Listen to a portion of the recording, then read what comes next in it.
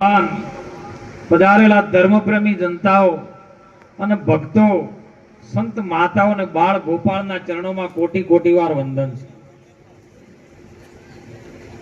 એક માણસ આપણા ઘરે ભેળું કરવું હોય ને તો આપણને ફોફો ચડી જાય, પણ માતા પિતાની વંદના કરી ખૂબ સુંદર મહાપુરુષો કીધું છે.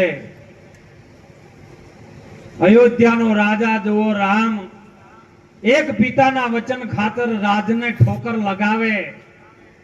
કૃષ્ણજી પ્રભુ જેવા મામા કંસને મારી માતા પિતાનો મહિમા વધારે. જુઓ માવતરના આ ગુણ જગતમાં ગૌરાવે. શ્રવણ જેવો દીકરો કાવડ લઈને માતાને તીર્થ કરાવે. ગણપતિ જેવા પાર્વતી અને શંકરની પ્રદક્ષિણા કરી માતા પિતાનો મહિમા વધારે. જો માવતરના તોલે જગતમાં કોઈ ના આવે. આવા સુંદર સંતોના શબ્દો આપણા જીવનમાં ઉતારવા જેવા છે. કારણ કે જે મનુષ્ય તત્વનું જે શરીર મળ્યું છે ને એ બહુ મોઘા મોલું છે ને, મા બાપના કર્મથી મળ્યું છે. એને કોઈ બીજો દેવી દેવતાઓ નથી આલ્યું. એટલે માતા પિતાથી મોટું કોઈ ભગવાન આ વિશ્વની અંદર છે નહીં. પછી તમારે જેમ કરતા એમ કરજો. અને જેને જેને માતા પિતાના ચરણ પકડ્યા છે ને એને ભગવાનના ચરણ પકડવા પડ્યા નથી. એટલે આવો સુંદર કાર્ય, આજે સુંદર ચાદર વિધિનો કાર્યક્રમ, પણ ચાદર બની છે ગુરુના જ્ઞાનની. જો ચાદર એટલે કોઈ લાલ કપડું પહેરીને ઓઢાઈ ચાદર નહીં હો. ચાદર બરી છે ગુરુના જ્ઞાનની. એને સમજણ સંતોએ ચાદર તોય. મારી લખમાજીની આ છે વિનંતી, તમે ગુરુ મળ્યાના ગમ હોય મેલી મેલોવી ચાદર તોય. આ ચાદર જ્યારે ધોરાશે તાર પવિત્ર બનશે. એટલે ખૂબ સુંદર આવો જીવનનો લાવો આજે ભાવેશ્વર મહારાજે આપણને અપાવ્યો છે.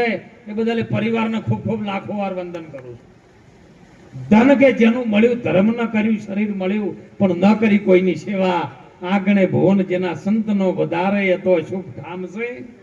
કરોડો રૂપિયાનો કેશરભાઈ બંગલો હોય ને, બાર બોર્ડ માર્યું હોય માતૃ કૃપા ને પિતૃ કૃપા, અને મોય જોયા હોય ને તો કોઈને બે પુત્ર જ હોય, અને પાછું લખ્યું હોય પુત્ર થી સાવધાન, તો બોર્ડ કાઢી નાખજો. આવા સંતોને જોઈ લો સાહેબ. આ શરીર મળ્યા પછી શું કરવું શું ન કરવું. શરીર એક સાધન છે, શરીર તમે નથી. આત્માની વાત બાબત કઈક જુદી છે. આ શરીર જેના વડે ચાલે છે, આ બ્રહ્માંડ જેના વડે ચાલે છે, એક એક પવન જેની આસ લે છે, સૂર્ય જેના આધારે ચાલે છે, પ્રકાશ જેના આધારે ચાલે છે, એ છે આત્મા. અને એ આત્માની જો ઓળખાણ થાય તો કેવલ અને કેવલ આવા સંતો દ્વારા થાય, બીજા કોઈ ફેક્ટરીમાં થતી નથી. રૂપિયા પૈસા વાળા ઘણા હોય પણ આત્માની ઓળખાણ ન કરી શકે, હગાવાલા ન કરી શકે. કારણ કે હગો આવે હાટે પાટે, જમાઈ આવે દીકરી માટે, અને સંત આવે ને તો પરમાર્થ માટે. સંત આવે ને તો તમારા ઓગણાની અંદર એવી ચરણ રજ મૂકીને જાય ને, તમારા જન્મનું બંધન મુક્ત કરી નાખે.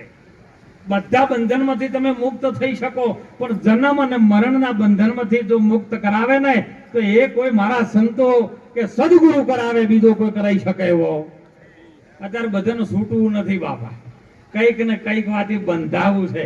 બાપુ જ્યારે માથે હાથ મેલન ચમત્કાર થાય આવું બધાને જોવે છે.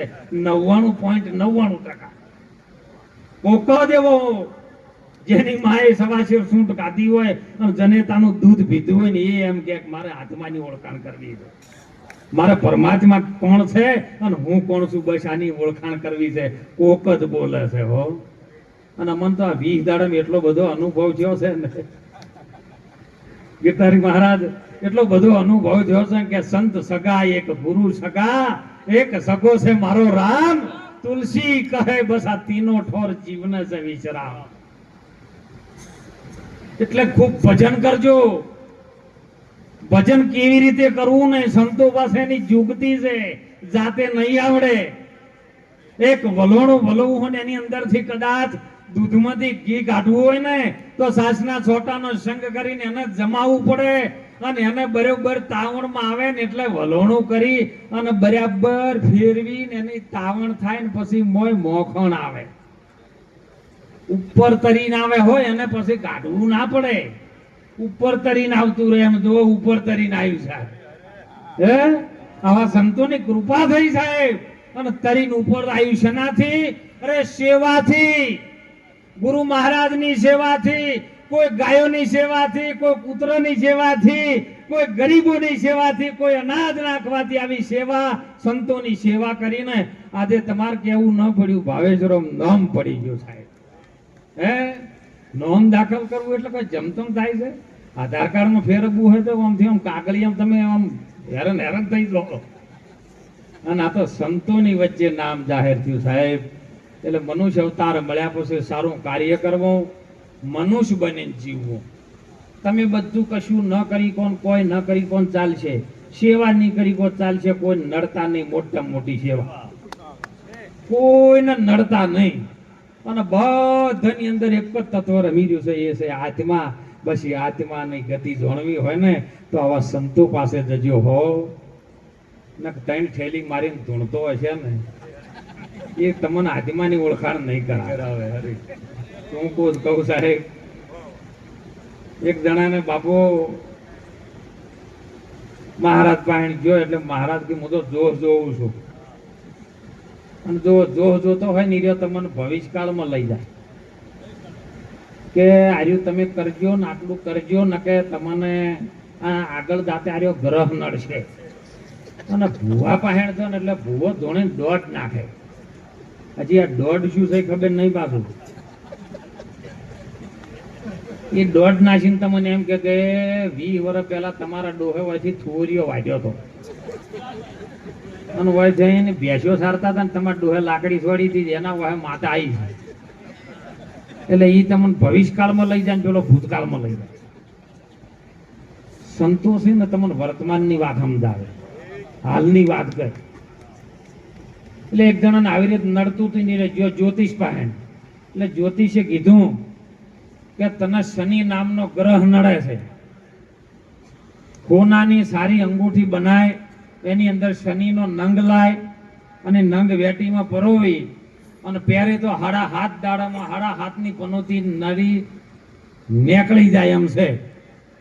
એટલે પેલા ઉશીના પૈસા થોડાક લીધા ને થોડાક હોનીના બાજી રાખ્યા. કોની કે ભાઈ તું વેટી ઘડિયાળે મને ગમે કર, પૈસા બાકી રાખ. હોની હતો ઘરનો થોડાક બાકી રાખ્યા. અસલ હોનાની વેટીમાં શનિનો નંગ ગિરધારી મહારાજ પહેર્યો. 8 દાડા થઈ ગયા પણ આ તો કોઈ પનોતી જાય ખરી. 8 દાડે પેલો હોની ચાલુ થયો ભાઈ પૈસા પેલા વેટીના.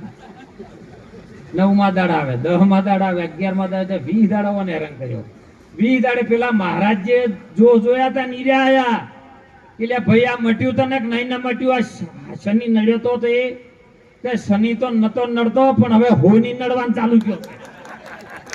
એટલે ચોક વર રાખજો. સદગુરુ જને જઈ વર્તમાન ગતિની વાત સમજ્યો સાહેબ. ગંગા સતીએ સુંદર પ્રમાણ આપ્યું છે.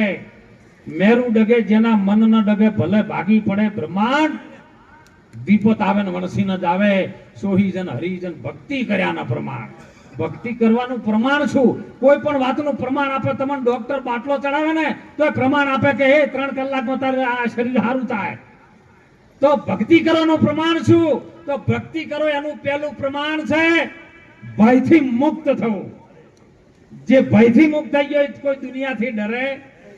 અને હીરો પછી કહી શકે સાહેબ, મારા સંતો કહી શકે, મુझे मेरी मस्ती कहां लेके आई, जहां मेरे अपने सिवा कुछ दूजा नहीं, पता जब चला मेरी हस्ती का मुझको, सिर्फ मैं ही मैं हूं, दूजा कुछ नहीं, मुझे मेरी मस्ती कहां लेके आई. બસ આવી મસ્તીમાં જીવજો. ભગવાને આલ્યું છે તો કોઈક સારા માર્ગે વાપરજો. સંતોની સેવામાં ધ્યાન રાખજો ને મા બાપની સેવા કરજો.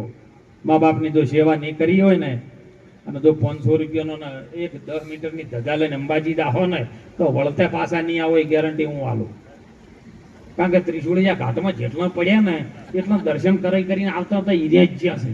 અને એને ખબર છે કે અરે મા બાપની સેવા નથી કરતા ને ઘેર જઈને ઉંબરા વાળી નડે છે એટલે ડુંગરા વાળી વાઘને મેચીને ગમે એ રીતના પડતા હોય. એટલે ખૂબ સુંદર. મા બાપની સેવા પહેલી કરજો સાહેબ. ભાઈઓ ભાઈઓથી હેત રાખજો. તમારા આત્માનું કલ્યાણ થાય એવી વાત કરજો સાહેબ. જીવન એવું જીવજો. સંતોના ટચમાં રહેજો. ખૂબ ગમે એવો સંત ભલે કડવો શબ્દ બોલતો હશે પણ તમારા ભલા માટે કંઈક કરતો હશે એટલે સંતોના ચરણમાં રહી ખૂબ જીવનને સારું બનાવજો. એ જ વિનંતી સાથે આજે ભાવેશ્વર મહારાજના પરિવારને ગુરુ મહારાજ ખૂબ સુખી રાખે અને ગુરુ મહારાજે જે ચાદર વિધિનો કાર્યક્રમ કર્યો છે એ ચાદર દિવસે દિવસે ઉજળી બને, ચાદરનો મહિમા વધે અને ગુરુ મહારાજનું નામ આખા ખંડની અંદર ગાજે. એ જ વિનંતી સાથે આપ સૌ સંતોના ચરણમાં વંદન. બોલો સદગુરુ ભગવાન કી જય.